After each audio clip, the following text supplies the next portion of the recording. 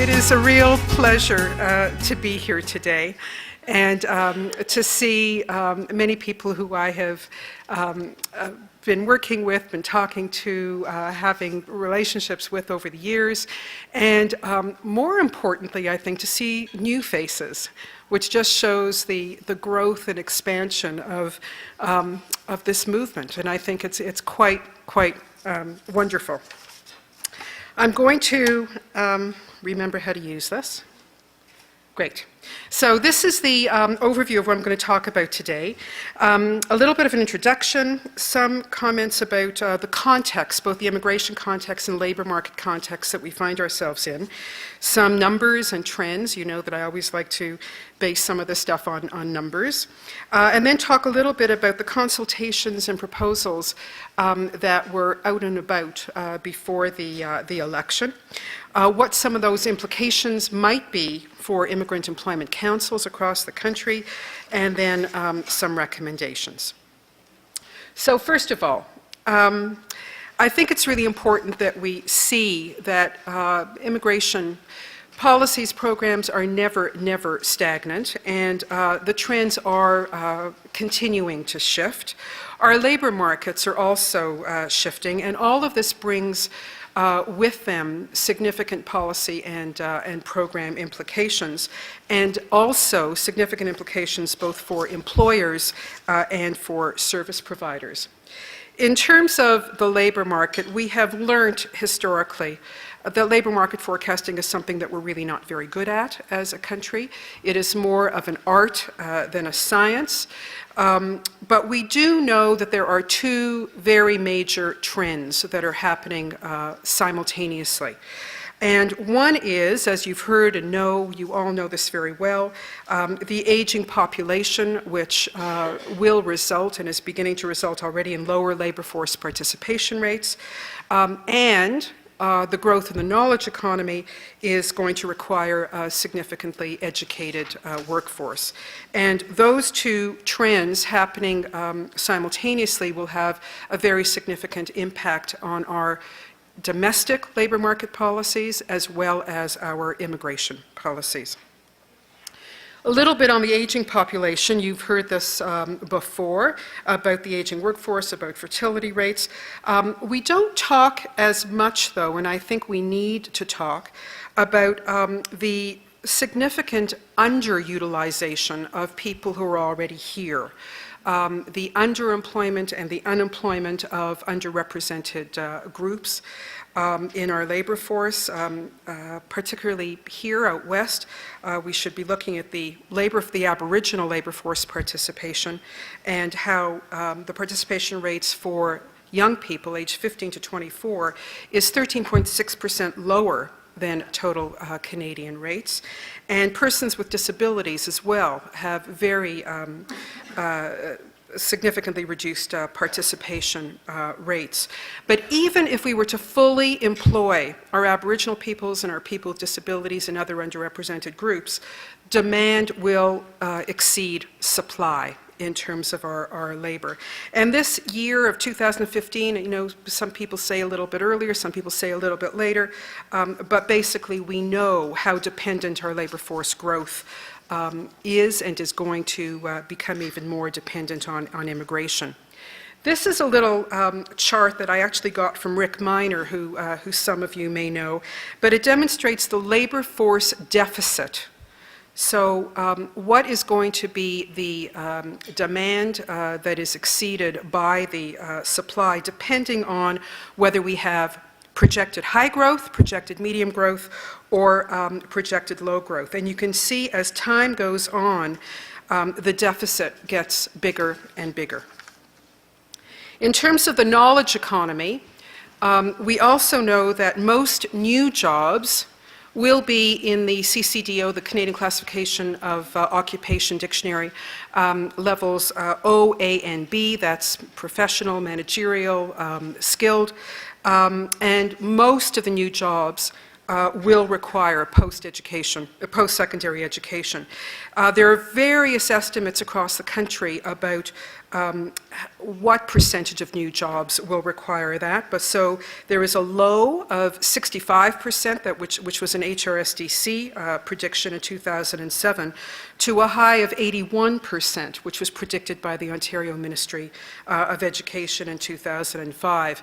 And when we talk about post-secondary education, we don't just talk about university education, we talk about all of these: apprenticeship, college, training, university education, polytechnic, and a specific professional qualification for some of the regulated occupations, for example.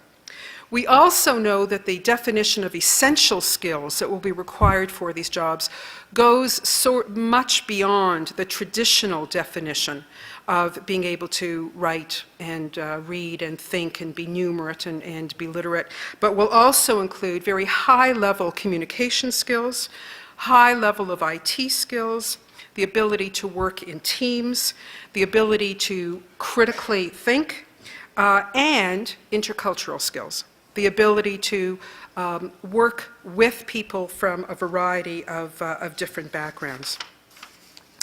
So what do we do about all of this? These are not, I think, individual options. We have to look at all these in combo.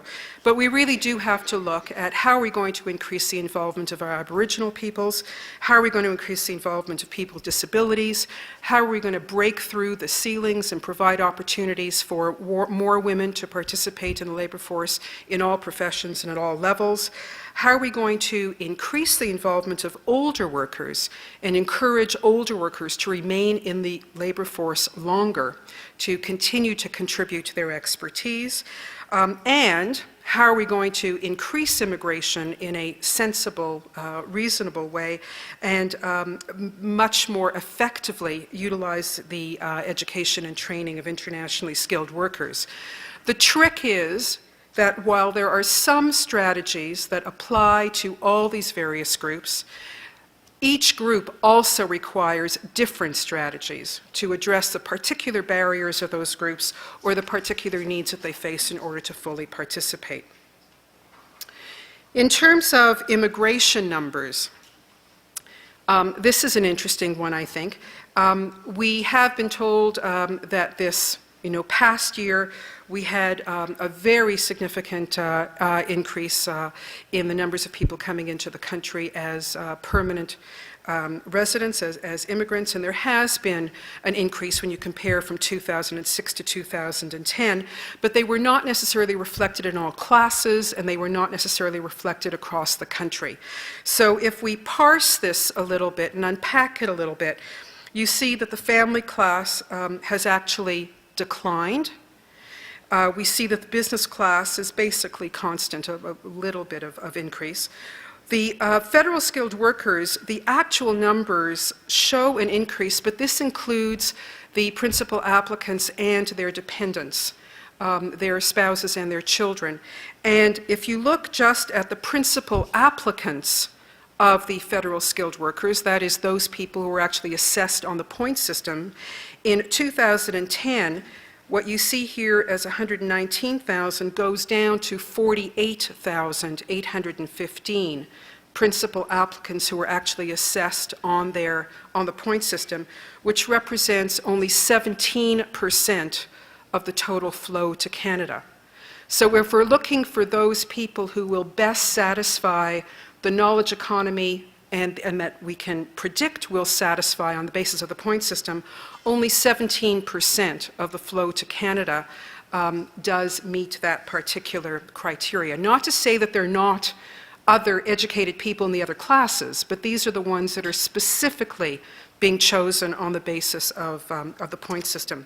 The Canadian experience class is new, so it doesn't appear in 2006 at all, but only about 4,000 people were landed in that category in 2010. You see a dramatic increase in the provincial nominee program, almost a tripling of people coming in across the country under those particular programs.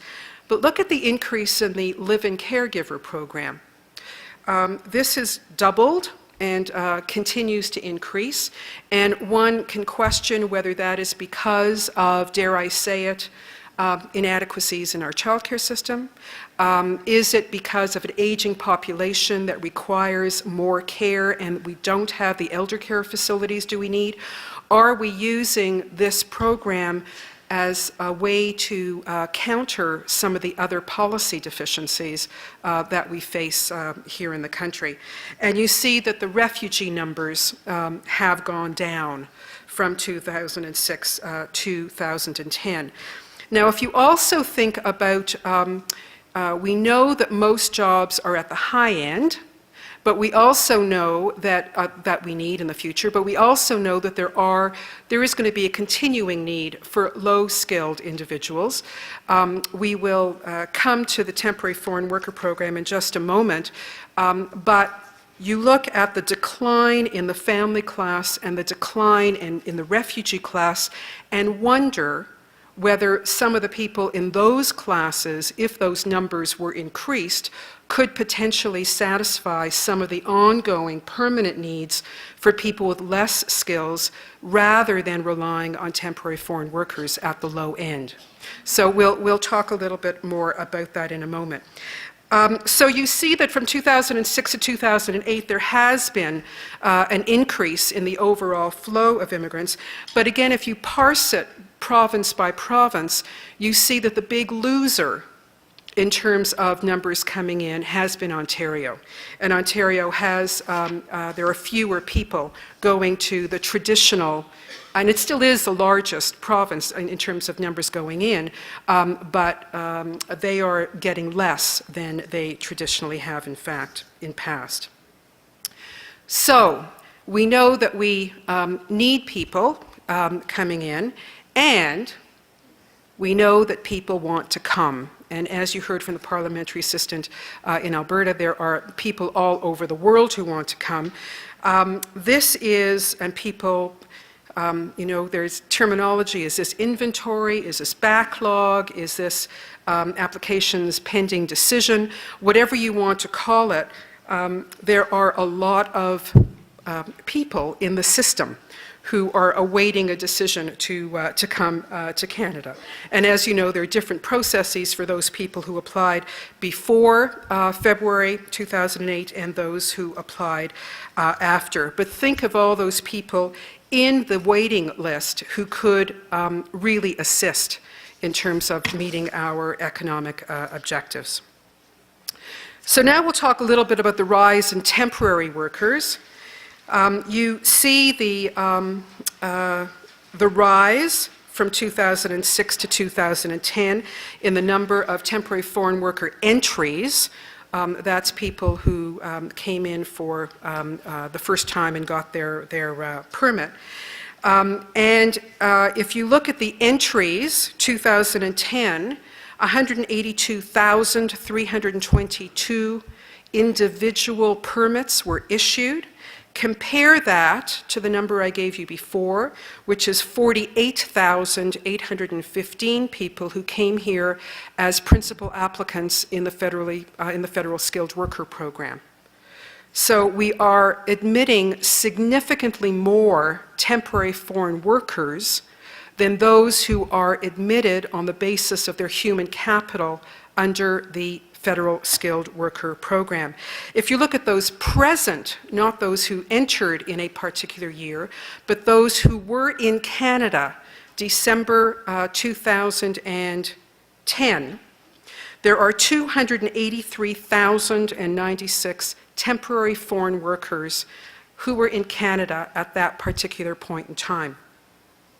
Now, you know the temporary foreign workers provide a lot of valuable services. We have temporary foreign workers at the very high end with lots of skills that we cannot find here in Canada adequately, perhaps because we haven't invested in training.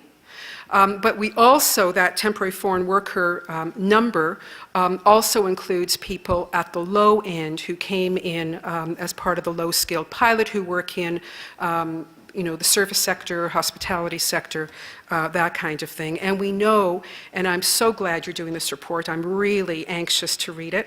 We know that unfortunately a number of those individuals who have come in at the low end have been taken advantage of, have been working in less than ideal conditions, are very vulnerable and do not have access to many of the supports or services that permanent residents have access to. What's interesting to me, though, is that even during the recession, large numbers of temporary foreign workers were still being processed and still entering the country. There were clearly some declines in 2009 when, the employers were not bringing in as many temporary foreign workers, but they're all up again in 2010. Those numbers are on the increase. In 2009, British Columbia, Alberta, Newfoundland, Nova Scotia, and the Territories received more temporary foreign workers than they did permanent residents. And as I said, there is a significant increase in the low-skilled temporary foreign workers coming in. So if you look now, you have the papers in front of you. You won't be able to see it on the screen, so I suggest you look on the papers. But this just shows you, province by province, the numbers of people that arrived in the year 2009 as permanent residents, that's the left-hand column, as temporary foreign workers, that's the middle column, and as international students, that's the right-hand column. And if you look at the brackets beside the actual numbers, I think that's more instructive than looking at the actual numbers, and that tells you what share of all permanent residents that came to Canada, for example, went to a particular province, or what share of temporary foreign workers went to a particular province, or what share of international students. And if you look at the asterisks in each of those columns, you can see that for the permanent residents, for example, Ontario is relying very significantly on permanent residents in terms of who they are bringing into the country, and they have the largest share of that. If you look at Manitoba, similarly, they get a disproportionate share of permanent residents because of their provincial nominee program. If you look in the temporary foreign workers, you see that Alberta has a disproportionate share of the temporary foreign workers coming into the country. And if you look at international students, you see that British Columbia, for example, is really bringing in quite a lot of international students. So you can see that different provinces are using different strategies, working with their educational institutions.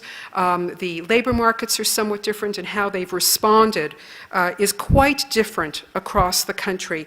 And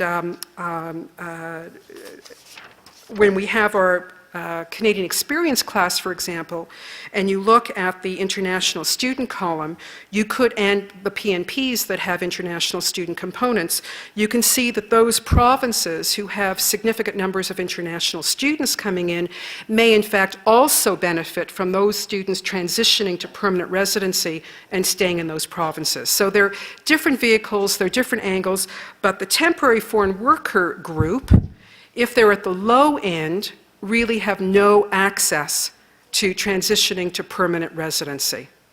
So there are implications in terms of both the individuals coming in and the provinces in terms of numbers and retention and which programs they are using. So how are immigrants doing? We know that they're really not doing terribly well compared to those who are Canadian-born, or compared to previous cohorts that came to the country. And we know that recent immigrants, those who have come in less than 5 years, within a 5-year period, were particularly hardest hit by the recession in Canada, and particularly in regions that were hardest hit by the recession. So no surprise, Ontario and Quebec, in terms of the manufacturing sector, the immigrants in those particular jurisdictions were the hardest hit. We are still recovering from the recession, but interestingly enough, and you'll remember I think it was last year at the Allies Conference, I was talking about what are some programmatic initiatives that might be put into place to prevent the scarring for those recent immigrants that might be negatively affected by the recession. Unfortunately, there weren't many, if at all, particular initiatives put into place during the recession that were targeted specifically to recent immigrants. But we know that certain factors make a difference. And those issues that really make a difference are human capital, services, and social capital. So in the human capital area, we know, and we have the evidence now, that principal applicants in the skilled worker class who are assessed on the point system earn significantly more than all other classes.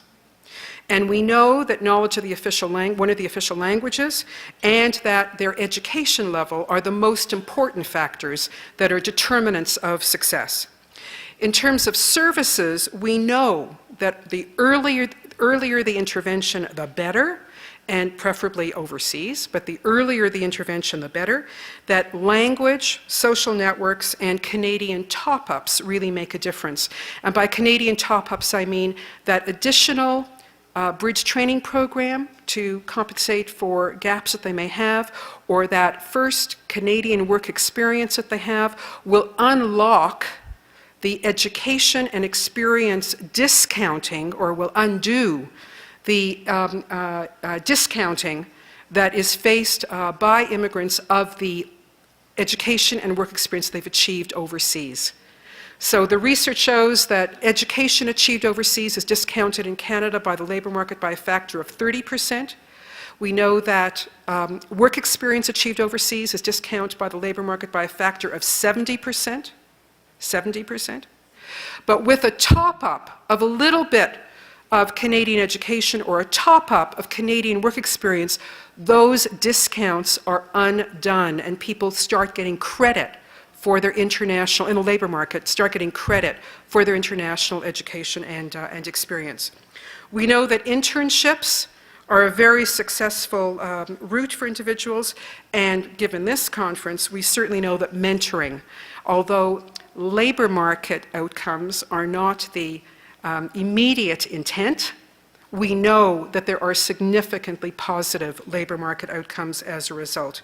And we know that bridge training has a very significant impact. So we know that services matter. We also know that social capital matters.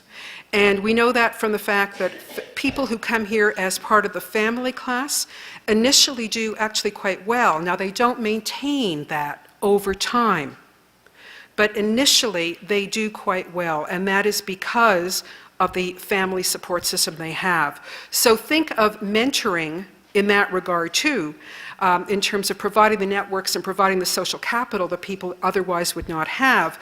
The beauty about the mentoring is that it's very long-lasting in terms of the positive impact. So there are a number of possible interventions that governments could choose to make to address some of the issues that immigrants face. And one could choose, and it's not an either-or, it's probably all.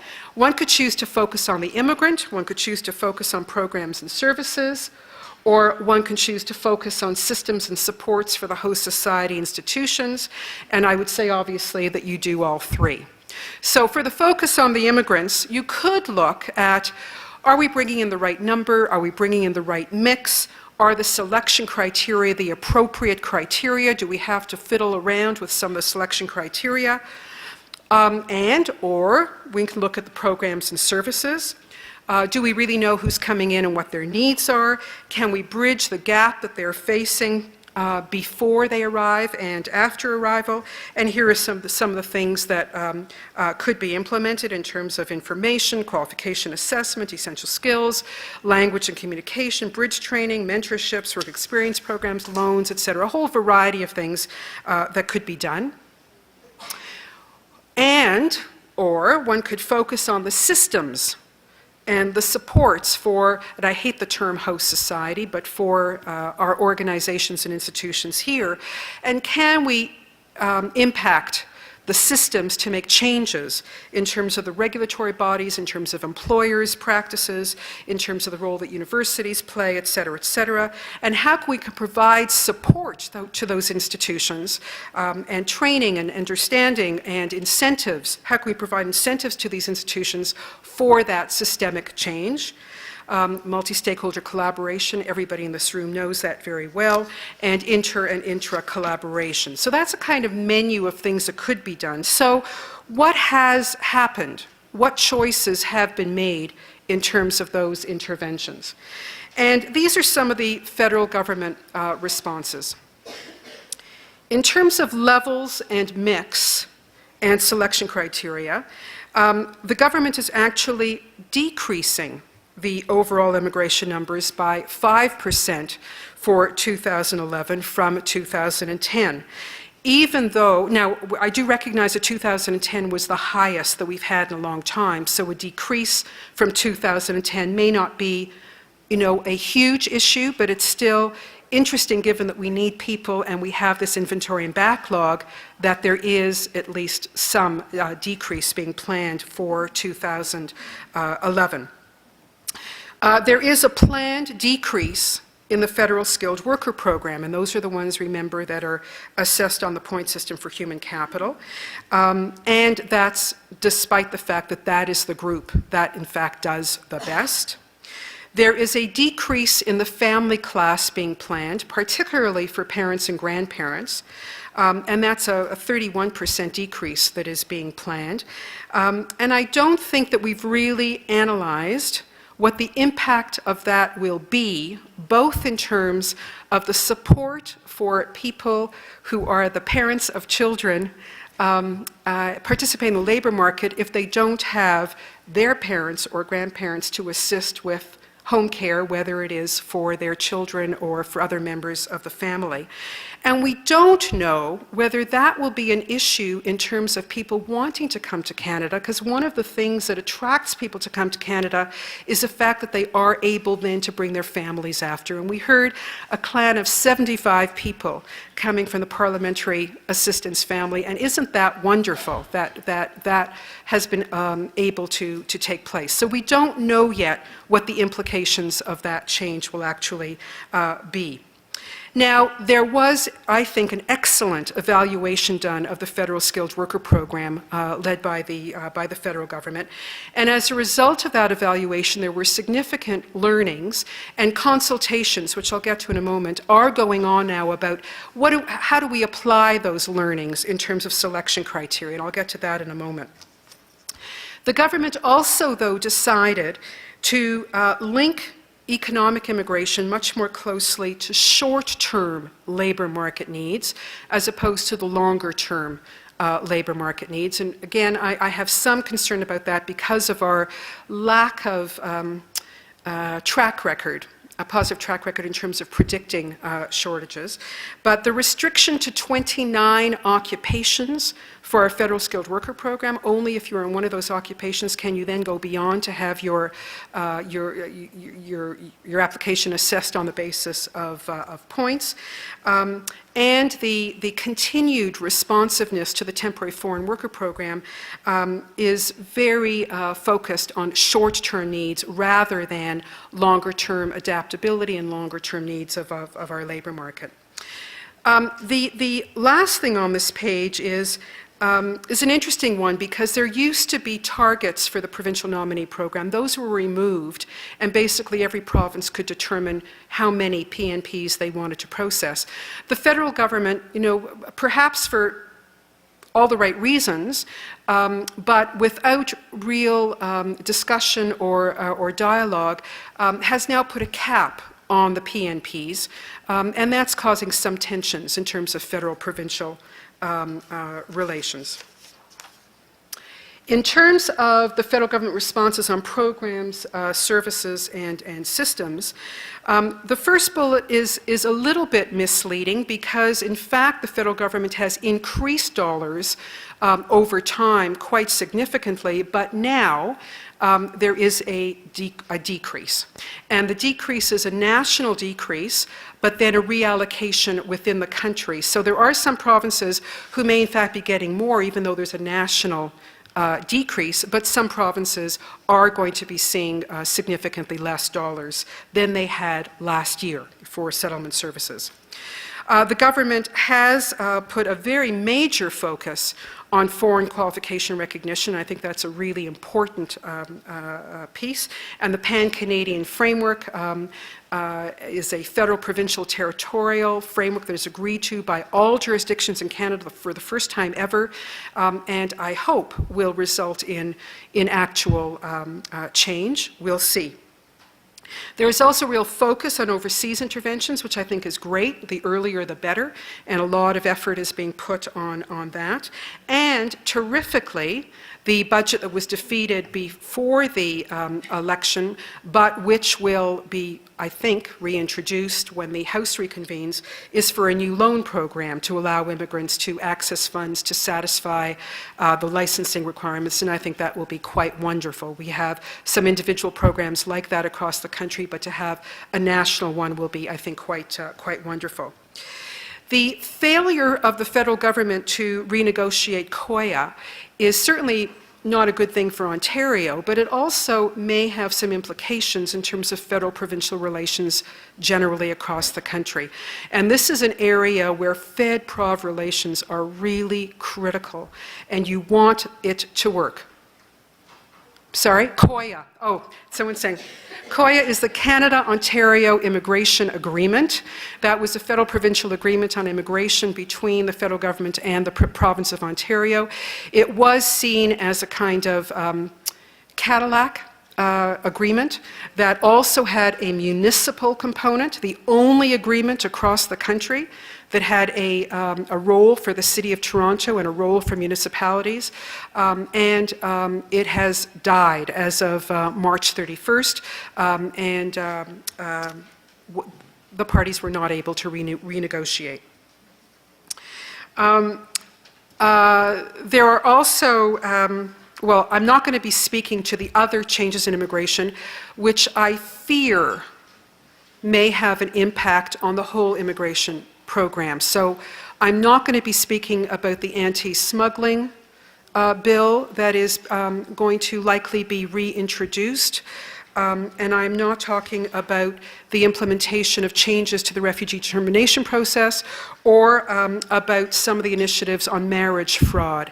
The concern with those, and I'm just going to say one word about that, is that the Canadian public sometimes finds it difficult to figure out, and I don't know how to say this, in some respects, the negative advertising or the negative discussion about queue jumpers or people who come here by boats or you know, that kind of thing on the one hand. On the other hand, we want immigrants, we love immigrants, we need immigrants. It's sometimes difficult for people to deal with that cognitive dissonance, and I just hope that some of the initiatives on the enforcement side don't have negative spillover effects in terms of people's perception of immigrants and immigration. I can't read what that sign says.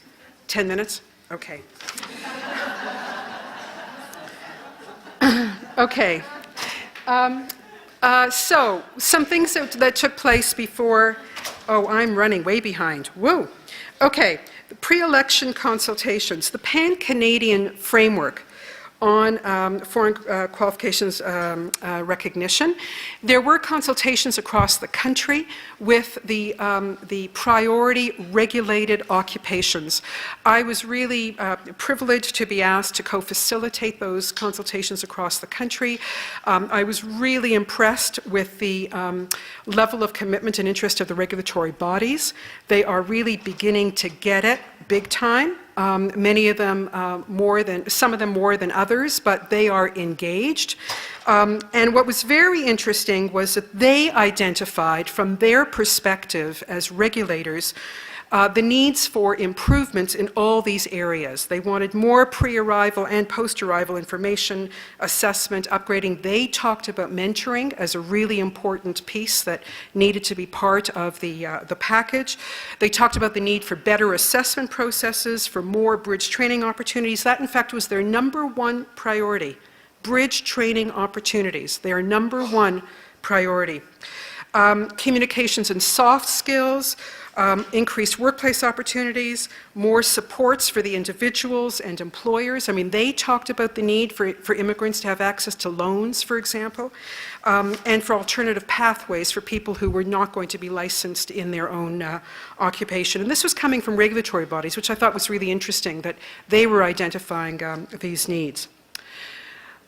There were also consultations on, so based on the federal skilled worker evaluation, what were the learnings and what are maybe some proposed changes to the point system. There was acknowledgement that the point system is actually a pretty good system and works fairly well, but it needs some tweaking and some refinement. There was clear recognition from the evaluation that the post-ERPA focus on human capital was a much better predictor of success than the pre-ERPA focus on occupations. ERPA, the Immigration and Refugee Protection Act. So there were changes came in 2002, and there were, from the evaluation, confirmed absolutely that selecting people on the basis of their human capital was a better way to go than selecting people on the basis of a particular occupation. And there was clear evidence that federal skilled workers do better than all the other classes in the long term, including the PNPs. Okay, I'm really going to skip through this because I don't have time. But there are some proposed changes to the language criteria, which may mean that people will not only have to take the tests before they come, but will have to achieve a certain level of language knowledge in order to be processed further for admission. So they will have to be either at the CLB 8 for NOC O, A, and B, that's for the profession, managerial, and CLB 6, those are language levels. Now that could vary, whatever, but the point is there are consultations going on to make it a requirement to know the language before you come if you're coming under the Federal Skilled Worker Program. Age, there are some proposals to give more points for younger people, less points for older people, and there are some quibbles about at what point do you give the maximum points and what point you start declining, but people basically recognize that younger people do better. In terms of education, there are some proposals going forward to make it easier for people in the trades to actually qualify, and there are different ways to potentially deal with that. Work experience, because of the discounting of work experience achieved abroad, there is a proposal to reduce the points allotted for work experience achieved abroad. Now this is an interesting one. Arranged employment. The people who, according to the evaluation, the people who did absolutely the best were federal skilled workers who came with an arranged employment offer so that when they landed, they had a job to go to. Makes sense. The problem with the arranged employment offers is that sometimes there's quite a lot of investigation that has to go on, whether it's a bona fide job and whether the individual actually has the skills, and there is a possibility for quite a lot of fraud. So the visa posts are quite concerned about that. Interesting though, we're bringing in lots of TFWs. And there are lots of problems about is it a bona fide job and does the individual actually, little bit of cognitive dissonance here, but focusing on the AEO, the arranged employment offer, I think is a wonderful opportunity for both provinces that want to use that rather than the PNP to bring people in, particularly if the PNP is capped, but also to bring people here who have a job, but people who are here permanently with all the rights and all the protections rather than temporary foreign workers. So there are some outstanding issues. About adaptability points, that's a technicality we don't have to go into now. But if the federal skilled worker program continues to decline in numbers, as is forecast, the changes, you may have a fabulous federal skilled worker program, but it's moot because if fewer are coming in, fewer will do fabulously well. And if the FSW demonstrated, the evaluation demonstrated the going occupation route is not a terribly useful way to go, why are we restricting applications to 29 specific occupations? But how do we transform those individual, wonderful projects into sustainable, embedded systems? That, I think, is our challenge. That is what we really have to focus on. And I think the first thing we need to do that is we have to have rigorous evaluation. We have to have data. We have to have stories. And I think one of the things that I think we miss sometimes, and we heard a little bit about it yesterday, both from Ratna and from the mentoring panel, that although the economic impacts of a program like mentoring are clear, what we aren't really measuring are the social impacts and the contribution that a program like mentoring does to social inclusion, to social cohesion. We haven't really, someone said yesterday, policies and programs are really important, but it's the human contact that really brings it to life and really makes a difference. So when you have that human contact, not only does it make a difference for the immigrant in terms of a sense of belonging, but equally, on the behalf of the mentor, it demystifies the immigrant as an other. It creates a relationship between two human beings who share a lot in terms of their profession, in terms of their interests. And it means that we have a much better opportunity to have a really inclusive, cohesive society of people who share interests, share aspirations, and want to work together for a better Canada. So I think we need both stories, both the economic ones and the social inclusion ones. We need to really work together collectively to do advocacy for policy and for program embedding. We have to do advocacy, I think, on the benefits of immigration, because I really worry about that cognitive dissonance that I talked about before. We have to acknowledge that the patterns are constantly evolving, and we have to be vigilant to be aware of what is changing and how we have to change to respond to those changes. And we know that there will be, I'm cutting off, I know, you're standing up. The last point is that those strategies that we develop that are, in this context, primarily focused on employment and on employers and on employees, can't stop there and will have tremendous impact on the citizenry and on the citizens that we need to help our communities thrive. So thank you very much.